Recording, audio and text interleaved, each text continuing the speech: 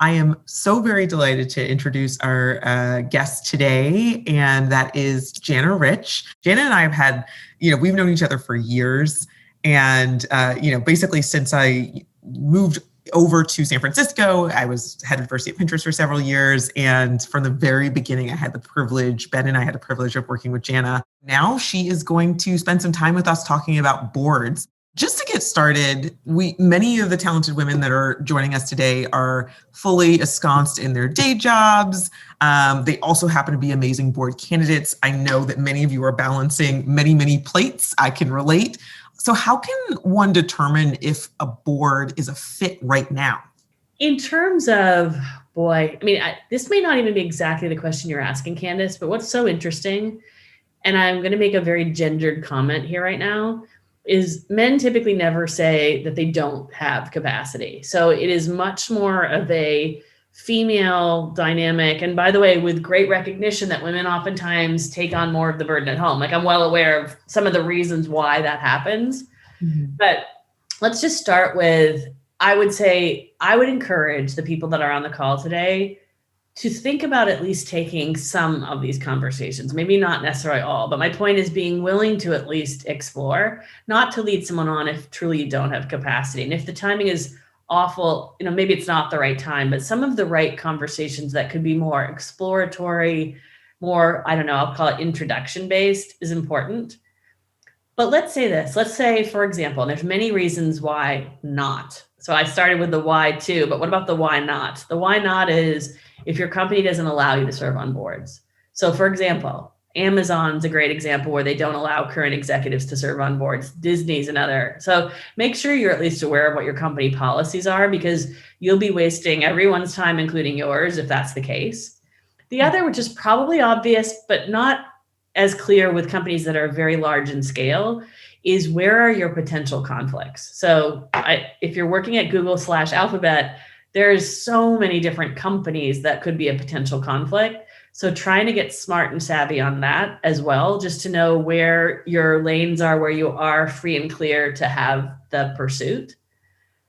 The other thing I'd say is, what is the time commitment, and why would you say yes? So the time commitment can be significant. I would say it's more significant for private company boards than it is for public company boards. And the reason for that being, private company boards tend to need you more often, and sometimes for roles that might almost seem slightly operational in nature, versus most public company boards have a very clearly established 4 to 5 board meetings per year. They have committees set up. Your role is much more clearly defined, and it's more predictable when that time is going to be needed and necessary, with the exception being, oh goodness, all of a sudden there's a CEO search going on, or there's an activist investor involved, or there's something major going on with the company, then all of a sudden the board commitment can be more significant. But in public company boards, typically it's easier to predict what that might be. One of the things that struck me is just how rapid the change has been in 2020. I think you had a stat that something like 38 seats were filled by Black board members over a 5-month period, and then suddenly there was an increase to 130 seats.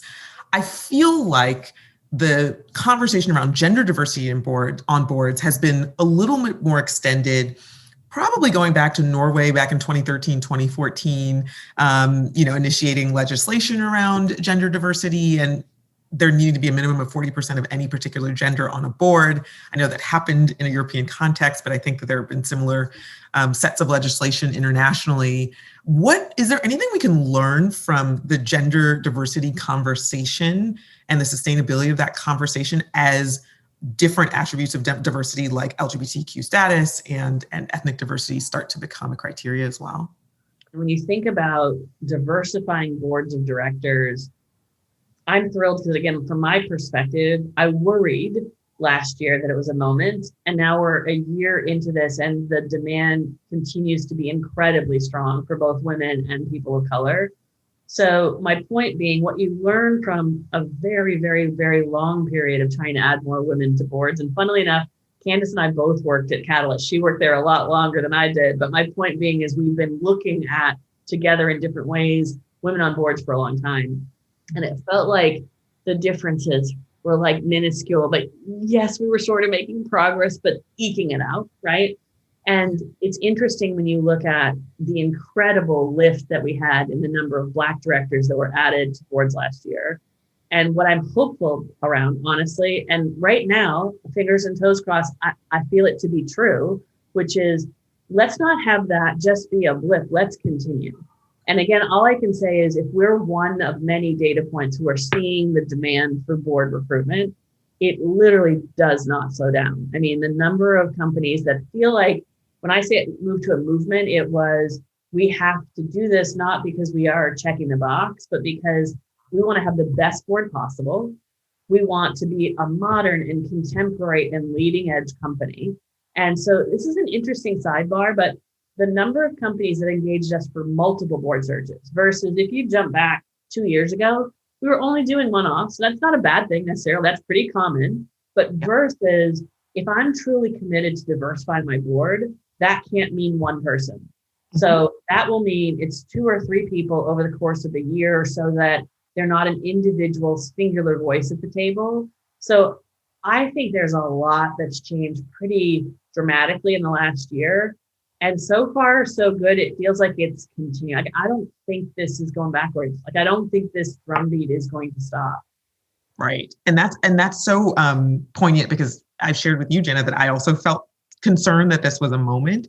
And I think one of the things that we saw from the initial movement to add women to boards is when you add one person or you add an only, there is that potential for tokenism, which I'm gonna ask you a little bit more about, versus having a critical mass when it's, when it's 2 people too. It's sometimes, the 2 women on our board. And when you get to that 30% rough, it makes a difference. What are some hallmarks of and I don't know, this is a little bit straying a little bit outside of our remit, but what are some of the qualities of a good board member? It's a great question. So a great board member really spends time educating themselves on the company and its competitors. So you really start to understand the company and where it sits within its competitive network. More and more we're hearing the companies want great board members to spend time with their executive leadership team. And just to be clear, this does not mean because you're going to dig into figuring out what the marketing person and their team 3 levels down does. That's not the point. But to be a mentor, to help advise and coach from time to time members of the leadership team. So it's indicative of I care about the company. I want to get to know the company better. I'm deeply committed because again, at the end of the day, if I'm going to contribute to company strategy at the board level, I got to commit to really being smart on it. I mean, basic sort of stake of entry is making sure you're really reading all the board material in advance and being prepared. But it's so, I think, above and beyond that. The other thing I'd say is because I do think boards are changing more so now than ever, regardless of whether you're on the nominating governance committee or not, a great board member is oftentimes at least suggesting ideas for who could be great board members in the future. So it's like when you're recruiting people to operating roles, you want them to be a talent magnet. The same thing is true at the board level. That makes a lot of sense. Do you find that some of these conversations lately around the changing composition of boards, around, whether it's age or gender or other forms of diversity, have you also, another thing is a lot of what we hear from our portfolio and from other companies as well as people want a lot of the same individuals. And so you have to have them think more broadly about who could be qualified.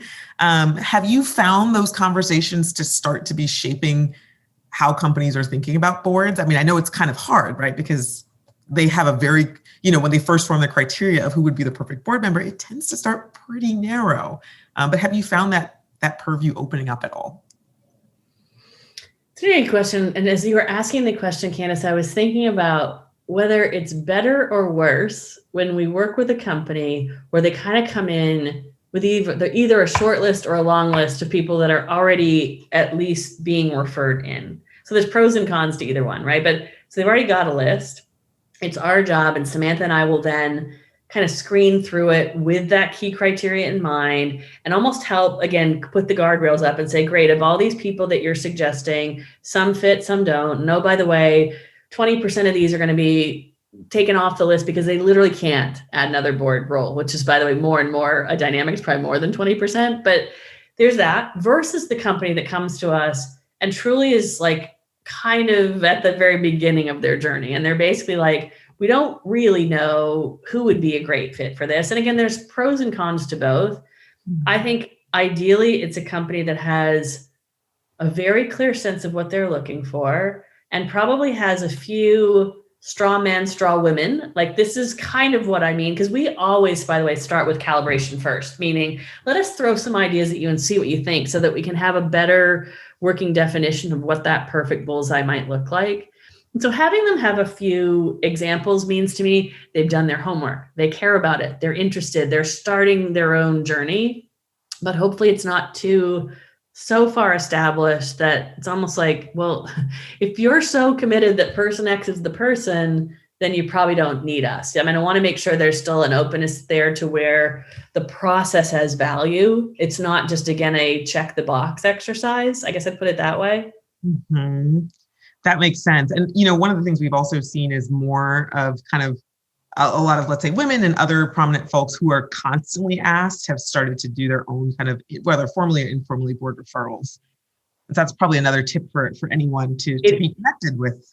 It really is. Like, I'll just give a great example. Ursula Burns, the former CEO of Xerox, is affiliated now with an organization called Teneo, but more importantly, she's launched something called the Board Diversity Action Alliance. And she gets called all the time for board roles. And now what the cool thing is she and this initiative that she started, they can refer a whole bunch of other interesting people. Melody Hobson talks about this, like she's always referring other board candidates. So I think that's absolutely true, right? It's like, who do you look up to who's potentially maybe one step ahead of you career-wise, but they could be a mentor, an advocate, a supporter, and a filter, quite frankly, of some really interesting opportunities. Sheryl Sandberg's another one. She's referred so many people into board roles. So I think that's a great idea.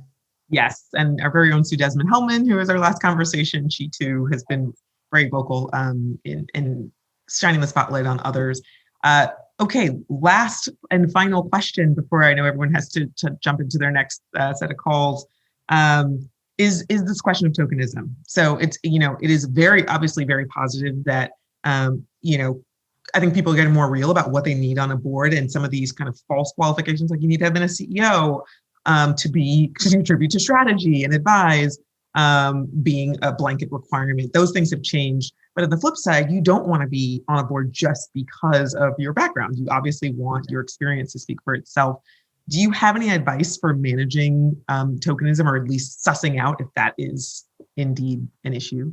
That comment I was making earlier about how's your board going to evolve over the next 1, 2, 3 years? Like, what's the plan there to continue to diversify? And also, by the way, talk about that at the leadership team level. I must say, we've had several board candidates who are people of color who aren't particularly thrilled to join a board. They almost, to some degree, accept or realize that they might be the first on the board. But if it's a combination of there's no people of color on the board, there's no people of color on the leadership team, and they probably can't then go one level below that. But if they were able to dig in and like there's truly no diversity there, the chances that candidate's going to say yes to that is probably pretty slim. It's funny, Emily and I, who's our head of marketing and communications, we put together, and we can share this with you guys, a list of questions to try to dig into that more deeply. So we just mentioned who else is on the leadership team? Are there active ERG groups? Have there been public commitments they've made to DE&I? Are they reporting back their D&I as part of performance bonuses? Are they reporting at the board level, right? And again, we can send this list around, but there's a lot of questions to think about where this company is on the journey and what their intent is. Powerful, powerful. Thank you so much, Jana. Thanks, everybody. It was a pleasure.